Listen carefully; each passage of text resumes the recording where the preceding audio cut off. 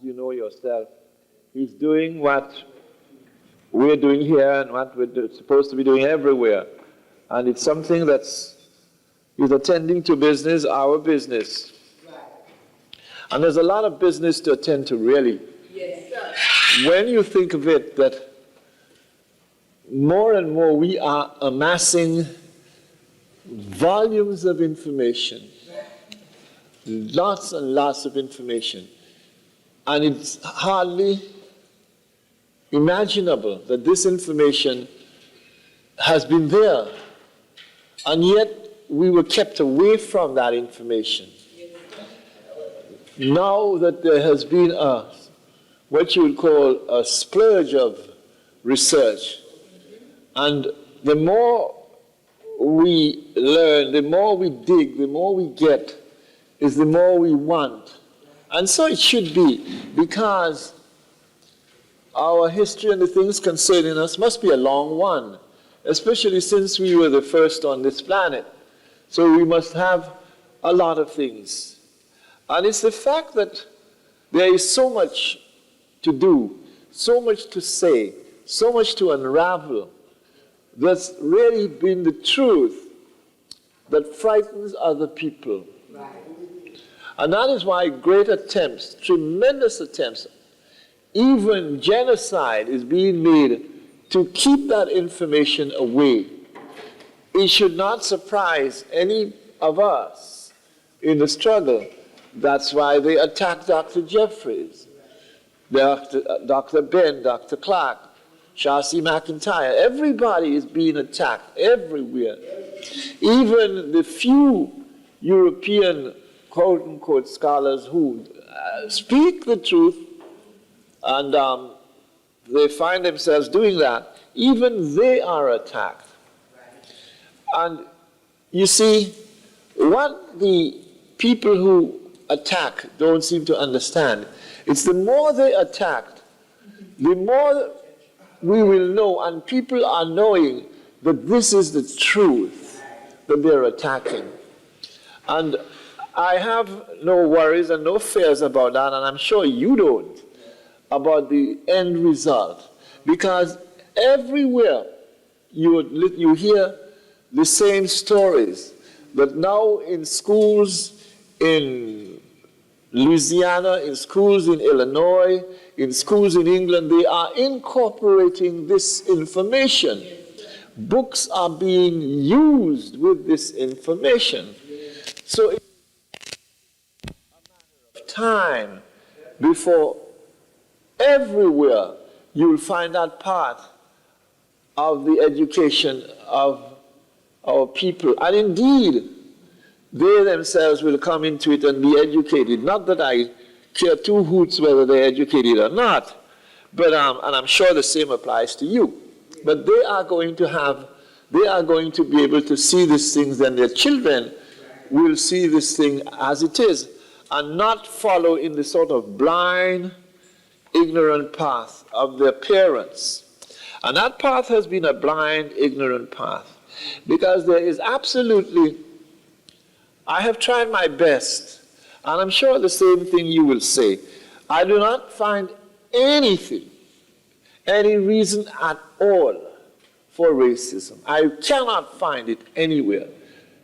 Not that I want anybody to love me from their part. They don't love me.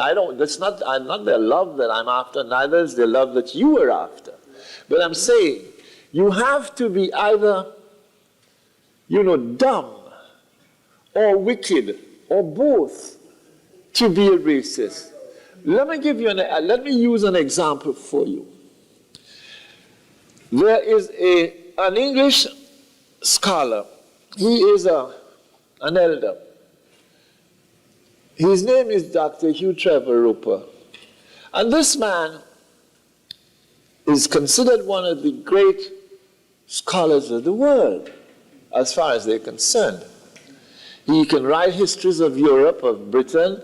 He can write about the Second World War. He can write about their great prime ministers and other people, their great queens and all of that. He can write these, what you call, these august volumes about these people. And yet, when it comes to Africa, he can be so stupid. And I use the word stupid, but I'll have to change this word in a minute. Because when I tell you, the man could write in a book that Africans have no history, except the history of Europeans in Africa. The rest is darkness, and darkness is not a fit subject for history. Now, would you credit any man, any scholar to write this kind of thing? But he did, and it's published in a book that was published in 1967. It is not ignorance, really. It's got to be something else. So we can only attribute that to arrogance, white supremacy, racism. That's all we can say. So what I am saying is when at that level, and he's not singular there, when he says this kind of thing, you know for yourself that there are many, many, many scholars like him who are saying the same thing.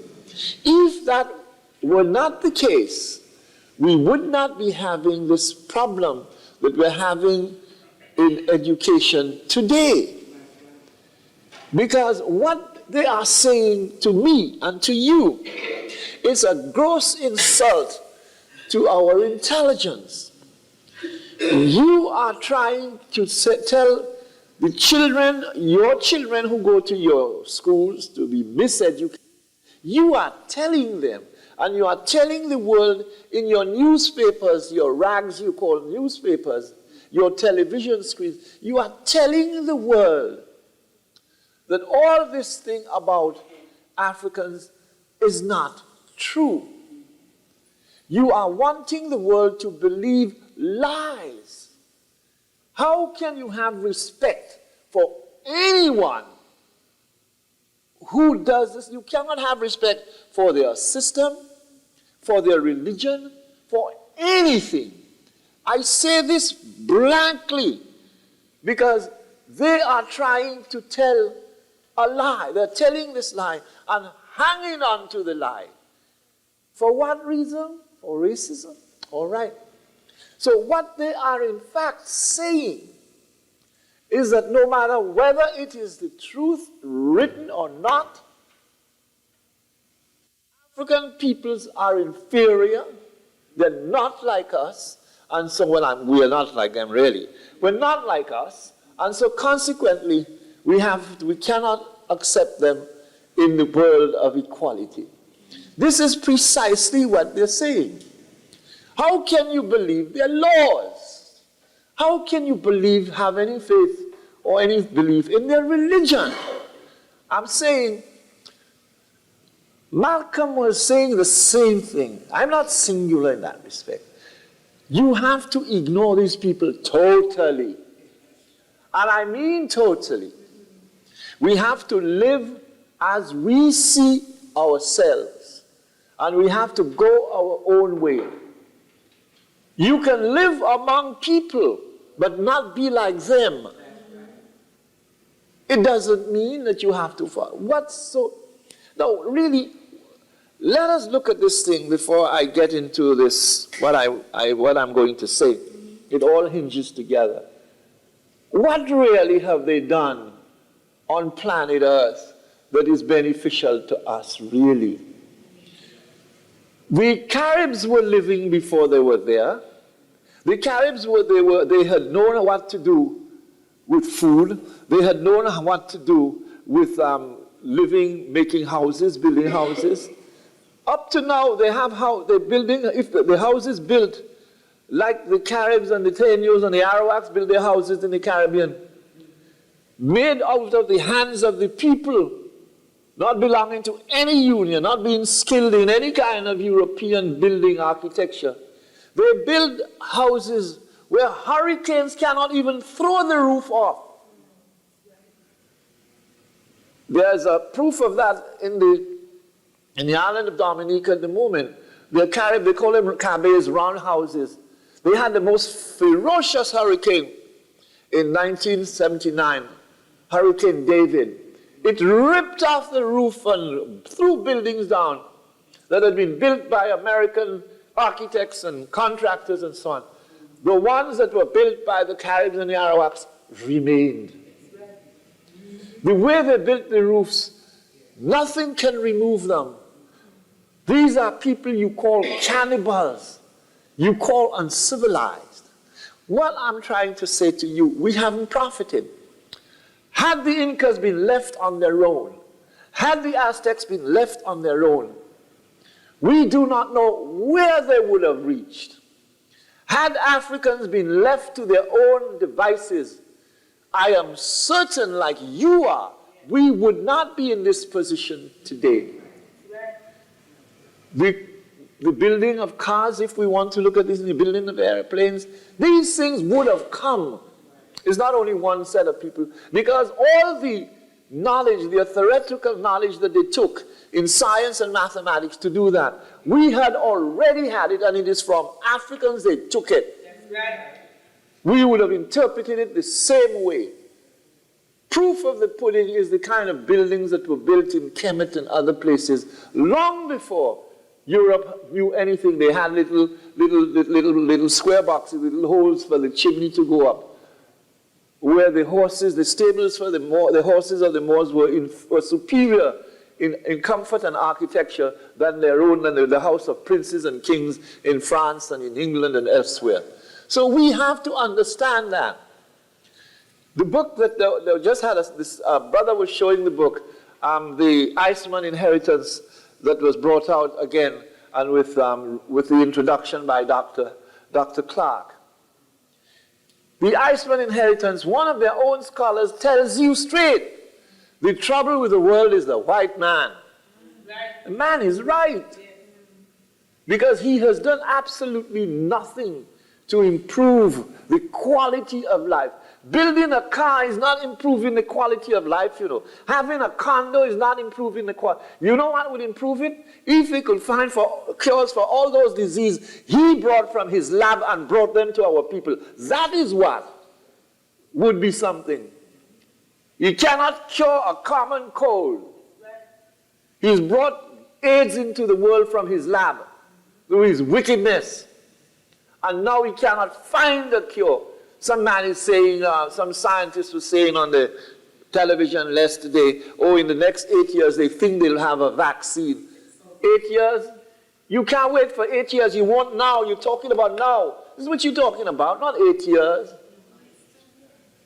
Arthur Ashe isn't talking about no 8 years. He's talking about now. Poor brother. And I'm saying, these are the things we want to talk about. The fact they're bragging in figures that tuberculosis has come up, has increased, and now it is an epidemic among people.